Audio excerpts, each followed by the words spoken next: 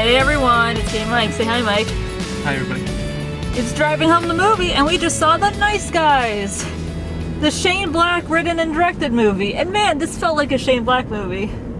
That it did. It did, probably because he was very much in control of it. So it was a very fun movie. It was very fun. I could definitely see it as a strong rental, probably a matinee. If you really like Shane Black's stuff, if you're a big fan of his work, you might want to see it straight off the bat. But I mean, I think it's very watchable. You know what I mean? It's a very watchable movie, very enjoyable, and very fun. We're just gonna say right off the bat, Mike's in kind of a pissed off mood, but we'll just say why. For a movie called The Nice Guys, we had some not nice guys at our movie. Specifically, we had assholes that are in the front row that were basically MST3K'ing it, but not saying actual jokes, just saying what was on. They were like laughing and saying what was happening on the screen. And they did that fairly consistently throughout the whole movie. Where it's like, one of them was saying like, oh man, we're never gonna find her, they're never gonna find her. And then like the person they're trying to find jumped on their car. And then they go, ha ha, it's on their car, she's on their car. And I just went like, I want to fucking go down there and act like their fucking mother and tell them to shut the hell up. Because that was ridiculous.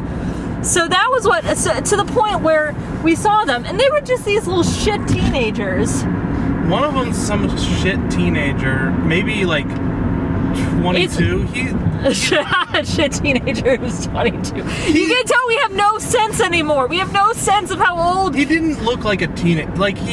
They were either that or like stupid college kids. The guys he was hanging with were like 40. They had like giant beards and like long wrinkled skin. One of them looked like a Jack Black character if he was playing like with long hair. You know what I mean? Like really long hair Jack Black playing an asshole. Yeah. Playing a young asshole. Well, I told him to F off while we were walking out. Yeah, no, he walked out, and I thought they were yelling at us, but it turns out Mike was yelling at them and telling them, what did you say? I just told him to F off. Okay.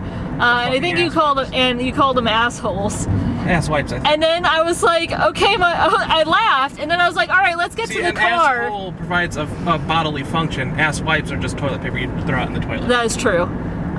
So then I was like, and again, this was after we left the movie theater, right as we were leaving, and I was like, okay, good job, Mike, but let's run just in case the youths come back with like weapons. Because I don't know, like, we're both 30. Who knows what the youths have now, what the young people have? I don't know. Maybe they have, I think I said like marijuana needles. We don't know.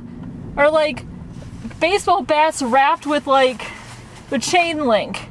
I don't know. I assume that they have some kind of weapon. So I kind of wanted to get to the car as soon as possible. So that is where we are right now. It was not the most enjoyable experience specifically. Oh, could you put your finger on get your phone to work? I pulled up Mike's phone to get the IMDb stuff, and it keeps going out, and I don't have the password. No, you don't. The password's my finger. Okay, fine. Their password's your finger.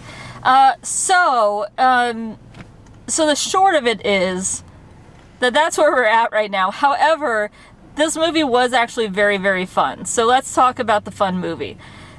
So the fun movie is that it's these two guys, one of which is an actual private detective, and the other guy just gets paid up to like roughhouse people. Mm-hmm. Like, what would you call that kind of guy? I'm trying to think. He never really had a title, but his whole shtick was not exactly a hitman, but like a. It's like if you saw the Deadpool movie, it's basically what Ryan Reynolds was doing at the beginning of the Deadpool movie, where he just went around. He usually helped like young girls or like teenage girls that were having problems with guys, and he beat them up. And that was very much what Russell Crowe's character was doing. Then Ryan Gosling's character is a single dad whose wife died, and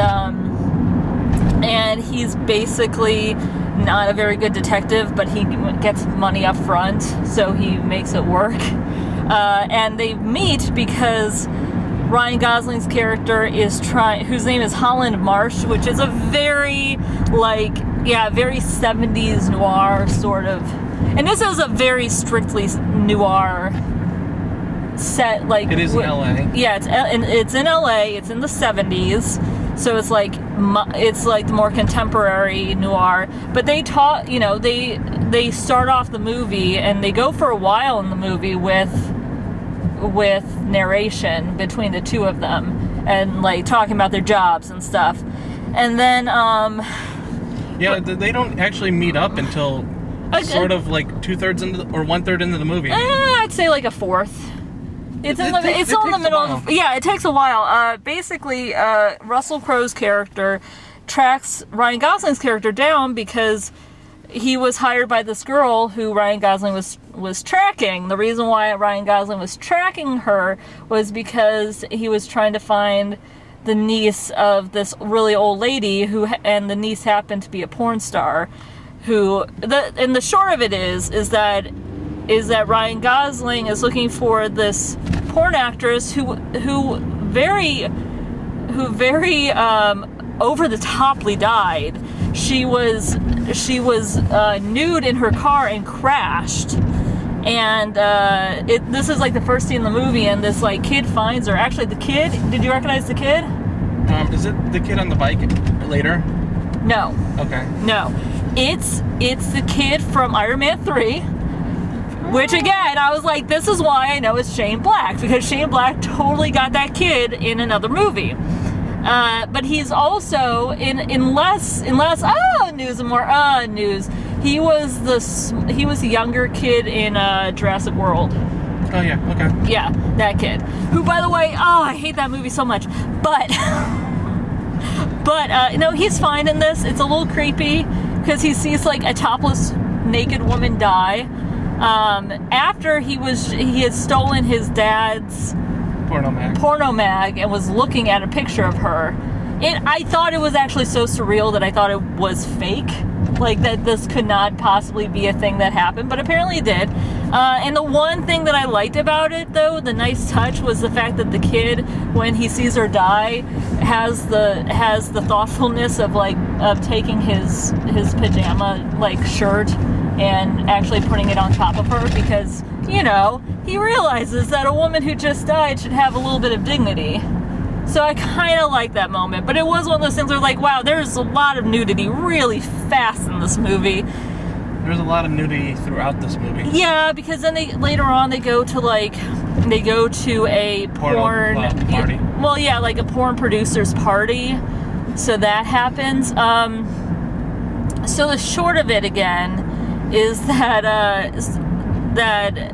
the girl that Ryan Gosling's character is looking for is that Ryan Gosling's character is looking for is also the one that hired what's his face, and then they were hired. Oh my gosh, I can't remember Russell Crowe's character, and then after that.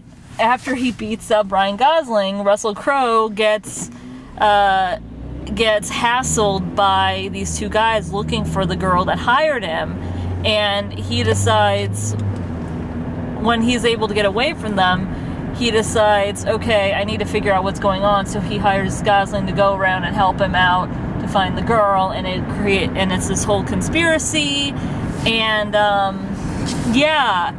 It's a really interesting. It's a really interesting little weaving mystery plot. Some of which I called pretty early, but there was a lot of good stuff in there, and I really like the cast of characters. I think everybody was really on their game as far as the comedic timing. Ryan Gosling and Russell Crowe have really good chemistry. Don't you think? Yeah. And then the girl who, can you please? It's not my fault that your phone keeps turning off every 5 seconds. What's 5 minutes on a 5 5-minute timer? Well, it's more than that, obviously, because I've only been recording this for like 10 minutes. You hit the power button. Okay, whatever. Anyway, so Angourie Rice played Ryan Gosling's daughter, and I thought she did a pretty good job. She did an excellent job. Yeah, I mean, it's really hard to play like... She was 13. I think they said she was 13. And I thought that she did a really good job of not being too precocious and being too smart, also acting like a kid but not acting like an annoying kid. I don't know. It was a nice mix of things. Keith David played his character name is Older Guy, but he plays one of the thugs that's after him. I'm looking here. The girl that they're looking for, who again, like, she just has a real presence, the girl that they're after. But it's Margaret Qualley, who I haven't heard of before, but she did a really good job. And then like the one where I immediately recognized her, and I'm so really shocked that she was kind of in this movie, because I didn't realize that she was going to be in it, is actually a former America's Next Top Model contestant whose season I've watched probably more than all the other ones. She's definitely way up there as far as the various seasons, but it's Yaya DaCosta. So I think she was in like season 4, but and again, she's a model actress, and she just has a very distinct look. And she also has a very nice, like, her voice is very pleasant. But she plays like an assistant to, forget if it's like the national attorney. What was Kim Basinger? Department of Justice. Department of Justice, and Kim Basinger plays the woman that she's the assistant to. But yeah, she does a really good job in this. There are a lot of actually just really fun small roles throughout all of this. So besides that, I'm trying to think. Was there anything that you could think of, hun, that really stood out to you as far as without giving too much away? No, not. Everyone did a really good job acting in this movie. I really like a lot of the writing. I don't really know how to rate this movie. I don't either, because it's not necessarily like perfect, and there were certainly moments I could see where they could have trimmed the fat a lot. Yeah, there were like little funny bits, but it wasn't really tight, if that makes sense. Yeah. I'm trying to think that I'm going through if there's anything else that really stood out to me as far as there were a lot stuff. of funny bits, a lot of good funny lines, and a lot of good funny action. Do you remember there being a character named Bumble? Yeah, that's the bee. You want to know who voiced him? Hannibal Buress. Yes! How did you know? I saw it in the credits. Oh, you jerk. I also was like, I recognize that voice. Who is that? All right, yeah. I will say one of the funnier bits is, so it's Gosling's character is driving, and he's like, oh man, Healy, who's Russell Crowe's character, like, I'm gonna pull over so we can switch places because I'm really tired and I don't want to pass out. Oh man, just take your foot off, the car drives itself. Oh really? Oh, and then he starts driving, and you're thinking like, this has to be him dreaming. Like, it has to be him dreaming. And then suddenly you see was it a bee or was it a fly? It was a bee. It was a bee? You see a giant bee in the back seat, and he's just like, oh man, yeah. Like, I don't fly anywhere anymore. Do you see the smog? Because the smog is like a big plot point throughout this whole movie.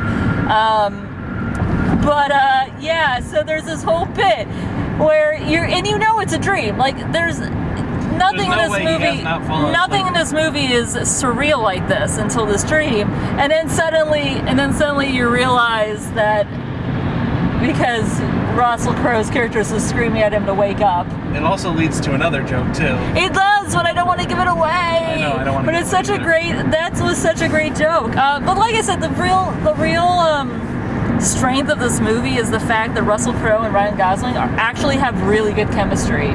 The writing's solid too. Shane Black did a really good job. I don't think it was just Shane Black. I should say I think that there are. Anthony Bagarozzi, was also in there. Matt Bomer actually plays the bad guy, which is really fun because I don't think he plays bad guys that often. He did a really good job of just being really creepy and menacing, so that was really fun. Even though it was really sort of one note, sort of like. He was, but he wasn't the main bad. Like, yeah. All right, spoiler alert, he's not the main bad guy, but he's a bad guy. He's an assassin hired to kill everybody. Yeah, but he doesn't really. He's very good at being very menacing. It's funny because a user review right now said there's more action and drama than comedy. I'm like, what movie were you watching? I mean, yeah, there's action in it, but like a lot of it was actually funny. It was like the comedy parts. I don't know. People are weird, and I don't understand it.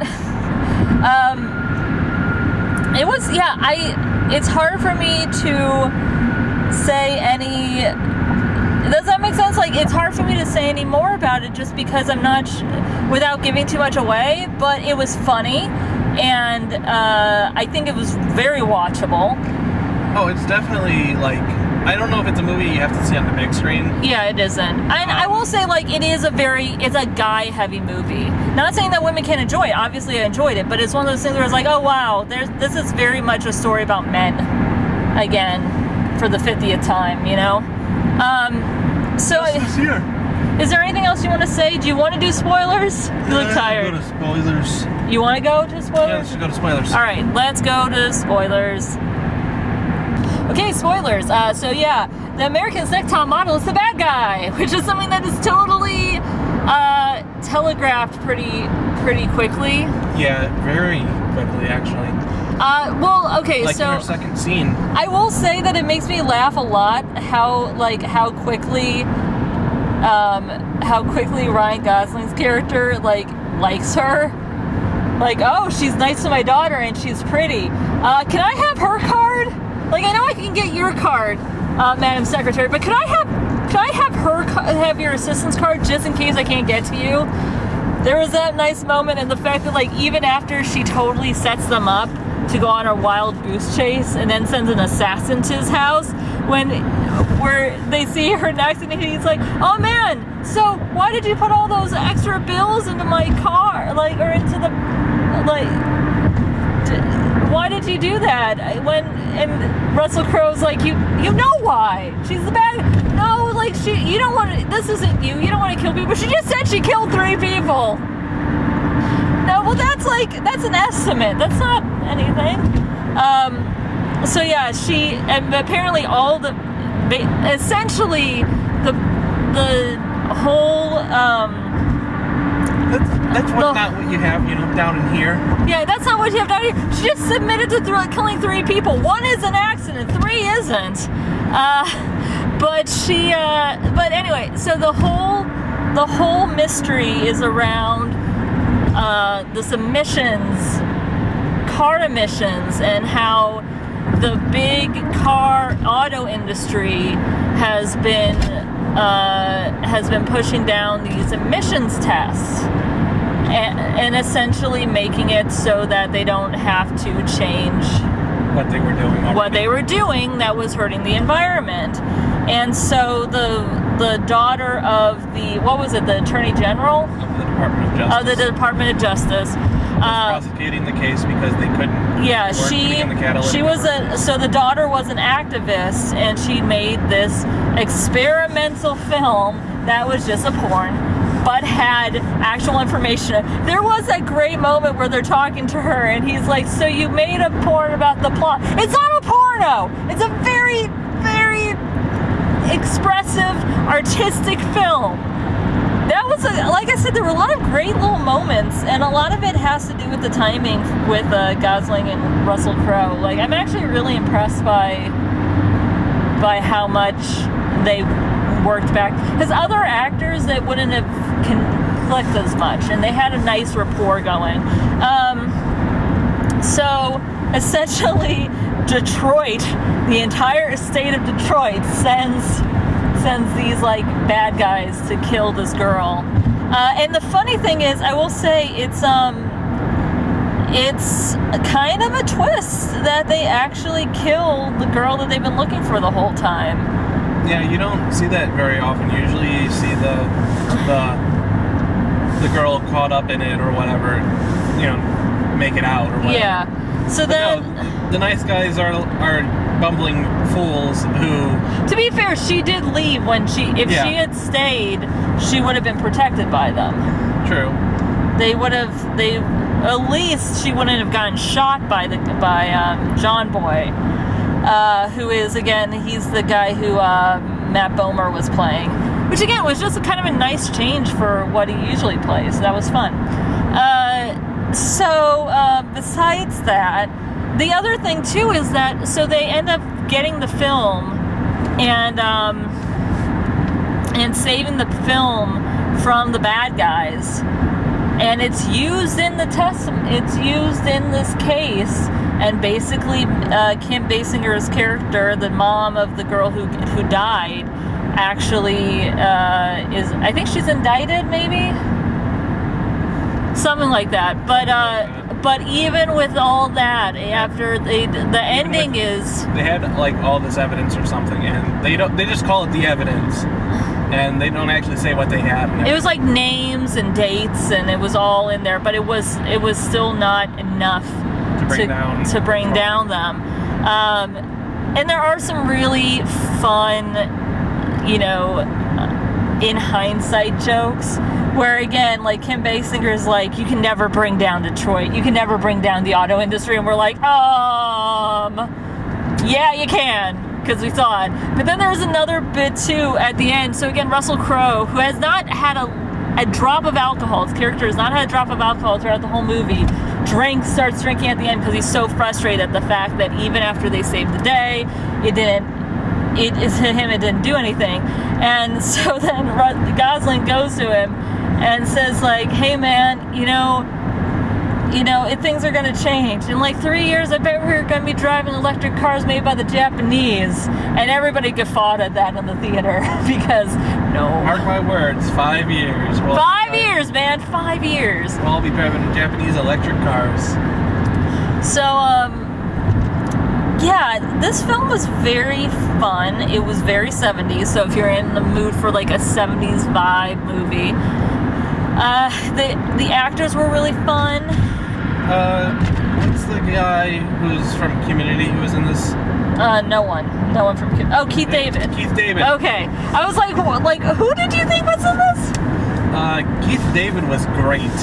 He was, even though he wasn't. He kind of went away for a while in this movie. Well, there was that time where he got beat up by him, and he was like, "I'm going to Michigan.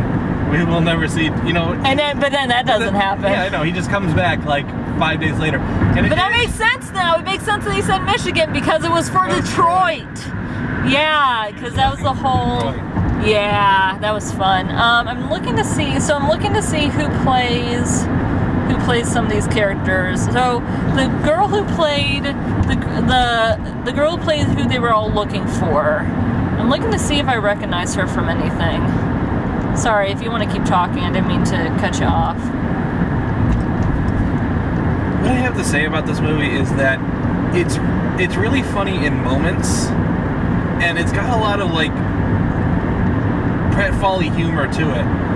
It's really funny, but it's like there's a lot of times where it can I will be down. Very surprised if it's in my top 3 of the year. Yeah, it's not a top 3 movie. It's really sort of, maybe it will make the top 10 because we'll probably see about. It is movies. I would highly suggest, as long as like the nudity is like the one thing that bothers me, only because it's like I get so tired of seeing just like female nudity, just in like buddy comedies. You know what I mean? And maybe it doesn't help that like one of the last movies we saw was Keanu, which also had a lot of nudity. and it also was about two guys going off and having an adventure. Yeah. So I don't know. I was thinking for a moment, where was the nudity in Civil War? No. Yeah. I said one of the last ones. I'm looking here too. And then there was another guy who's like Keith David's partner. I'm looking to see if I recognize him from anything. But it was, like I said, it was a fun movie. Oh, he's done quite a few things, but it nothing. was a really fun, enjoyable movie. It's a rental, maybe a matinee. Like if you're really stoked, it's a matinee.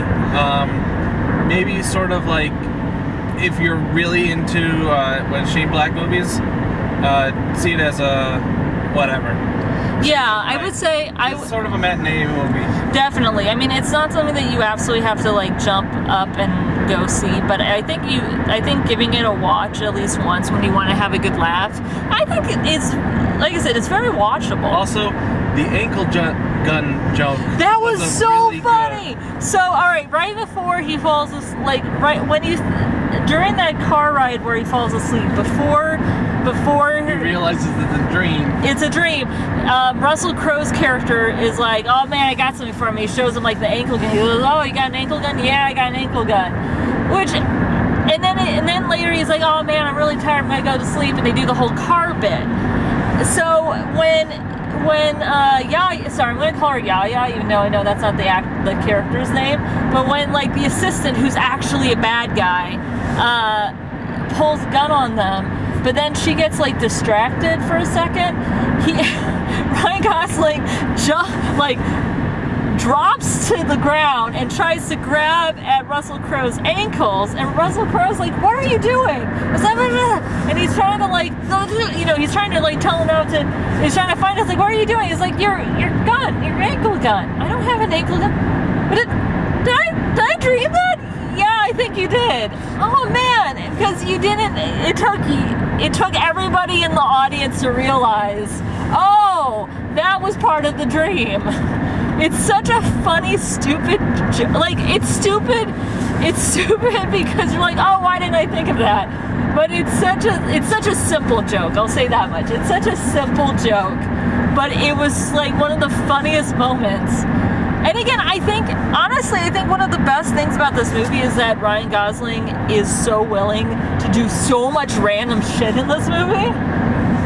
Random platforming movements. Yeah. And just ridiculous, like he throws his whole body into it. Yeah, I mean, granted, I'm sure that some of that is... Like the scene in the toilet where he's got the door. Oh my god, that was so good. And I think you saw it in the trailers. So, first of all, I know that some of this has to be his stunt double, not all of...